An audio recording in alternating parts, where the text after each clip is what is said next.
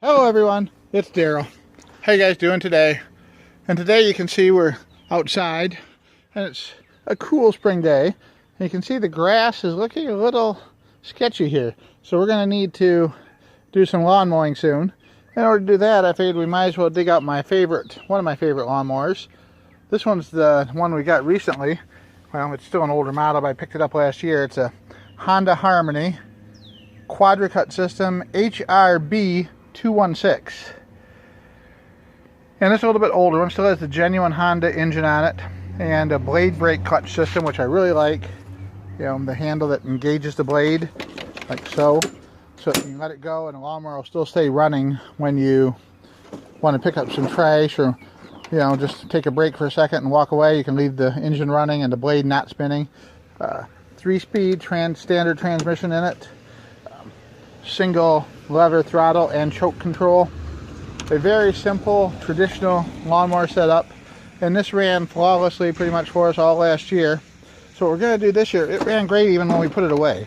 We see we didn't clean it up good enough. We probably could have cleaned it a little better, but what we're going to do this year, we're going to clean it up a little bit. We're going to lubricate the wheel pivots, change the oil, clean the air filter, maybe replace it if it needs it, and we're going to sharpen the blade too, because I don't think we did that this year. This is also one of the last years, I believe, with Honda had the plastic deck material.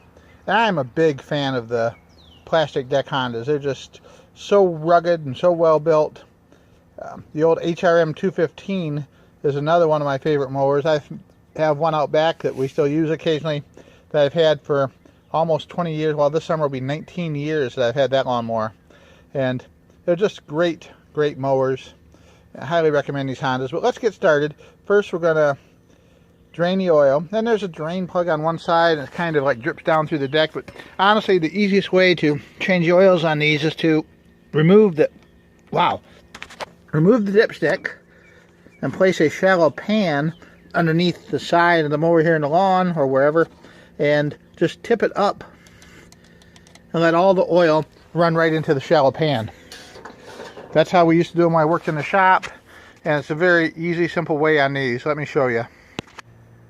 So there you see, we have tipped it up on its side, and all the oil is running out the fill tube into the pan. All of the Hondas with the blade brake clutch system have two blade bolts, one here and one here. The one in the center is actually for the blade clutch mechanism, and it bolts right onto the crankshaft. Do not take this one loose unless you are going to go into the blade clutch system and mess with that. Really, just the two on the side, 14 millimeter, and this is the double mulching blade system. So we're going to sharpen and balance both those blades while we have it off. Then we get the scraper out and scrape all the grass clippings out from under it too. Them off. The top blade that's closest to the deck, that looks to be in really good shape, but we're still going to clean it up and dress it up a little bit. And the bottom blade, if we can get a good view there, has a couple of little medium-sized nicks and waves in it. It's still not in terrible shape. I've seen them a lot worse than this, trust me. And this one does not appear to have been sharpened very many times either. They're still nice and straight, both of them. The little wings on them and the angles are still perfect and not all chewed up with sand. So there'll be no problem balancing both of these blades and putting them back on. This nice little double wheel bench grinder that my wife got me for my birthday probably about, I want to say 30 years ago. And it still works great, and we're going to sharpen the blades now.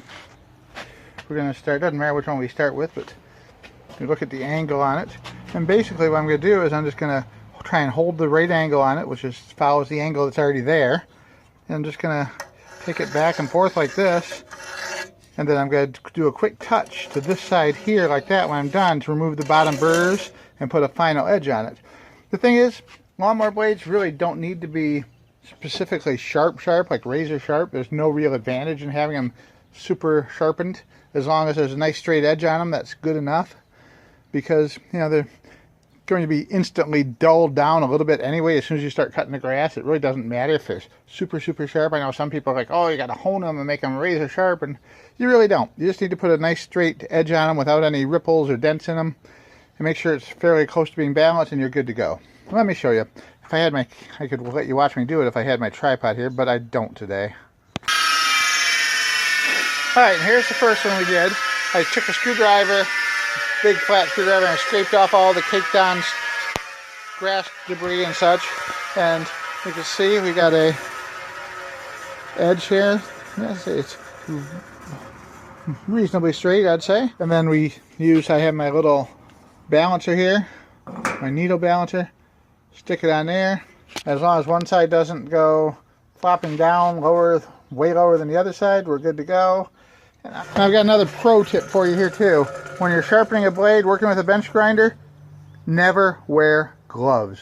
Gloves are the enemy when you're working with a grinder of any kind, because the slightest little bit of touching that glove on there could get caught in the grinder, wrap around there, and just pull your hand right into the grinder. And I say you don't wear gloves when you're working with a grinder. So now we're going to do the other blade.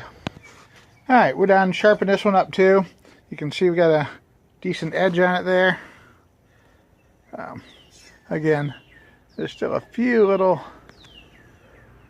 nicks and gouges. Not nicks and gouges, but you can see where I chased a couple of the nicks back a little bit. That's the other thing. You don't want to get too aggressive in chasing the nicks backwards, because you just burn up too much of your blade material trying to chase them back. Just go over them a couple times, even them out as best you can, and if there's a little bit of an indentation left, leave it be, because you're going to have to, if you cut it way back, you're going to have to go just as far back on the other side to do that side, and it's not worth chasing it that much to get it totally straight. Now I'm going to get my putty knife and scrape the deck, make that nice and clean again.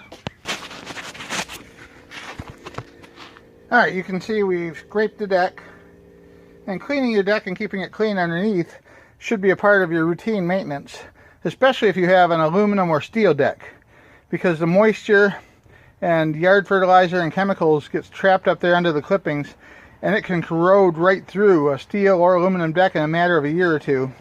I've seen cast aluminum decks even that had large gaping holes in them from where the fertilizer chemicals had reacted with the aluminum or magnesium, as the decks are made out of. We're going to put the blade back on. The small angled blade goes on top, and of course the larger, more curvy blade goes on the bottom. And we put them so that the angle of your cut faces upward toward the deck. And here's a clue for you. There's going to be big round holes on the bottom side where the built-in washers on the bolts go. I'm going to bolt that up now. Alright, now I know a lot of you guys worry about torques and numbers and that, but also I know a lot of you too don't have access to a torque wrench. So, since it's a blade and something that can flying off, it could hurt you, you're going to want to get this really, really tight. So what I do is, to keep from getting hurt, I will put my foot here against the dull side of the blade, and then I'll put the wrench high up here on the top blade, away from the sharp edge down below, and I'll carefully push downward and away, so if my hand slips, it won't go toward the sharpened blade. Ideally, an extension with a socket and a ratchet handle would be a better way to do this, and with a torque wrench. If you don't have it, just press down on that until you just can't feel it move anymore, really, really tight. And if you're in doubt about how tight to go, give it another turn, maybe even tap it lightly with a hammer to secure it down even tighter, because you really don't want these blades to come off while you're using it. That's an invitation for a serious, serious bodily injury that could have been prevented. And this one, the air filter, is pretty easy. This one has two different little tangs. You push down the tabs and the air filter just pops right open. As you can see, it's still nice and new looking from last year. So we're not going to mess with that air filter. We're going to check the pre-filter, make sure that's clean enough. And well, look at that, it's pretty darn clean except for one little line of dust right there. And we're just going to pull that off, tap the cover out, and then reinstall it. If it was real dirty, what we would do is we would take that pad, wash it in some soapy water, like dish soap and warm water, and wring it and wash it and wring it and wash it until it's clean. And then apply a little bit of oil to it and squeeze all the residual oil out so that it just has a light oil coating to trap the dust. Honda recommends an automotive type 10W30 motor oil.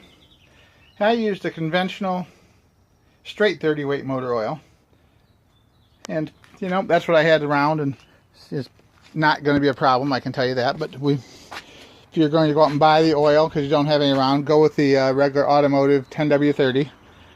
Alright, now I put 8 ounces in and checked it, and it was just to the bottom of the hash marks at 8 ounces. So I ran it up to 12 ounces and checked it again, and it looks to be just about right. So we're going to show you one more trick on these is when you put the dipstick in, don't screw it in. Just slide it in and pull it right back out, and then examine the oil on the dipstick. And you can't see it very good right now, I don't think, but let's look there. It's right up to the top of the hash marks right now anyway, which is perfect. So I had some some white lithium grease here, which I like to use on the pivots and adjusters on it, but I don't, so I'm going to use some PB Blaster. That's also a lubricant. We're going to spray it with the PB Blaster, and we're just going to hit the wheel bearings and the slide mechanisms like that. And one more thing I want to mention for you, another pro tip here, is when you're getting ready to mow your lawn and you want the best looking result possible, make sure your wheels are all lined up so they're in the same height. And don't cut too low. Try not to cut more than 1/3 of the length of the grass off at one time, and preferably not more than 1 inch at once. But if you get out of hand, you know, you gotta do what you gotta do. And I actually had one wheel over here on the back right side that was actually on the low, a little bit too low. We had to adjust that one. So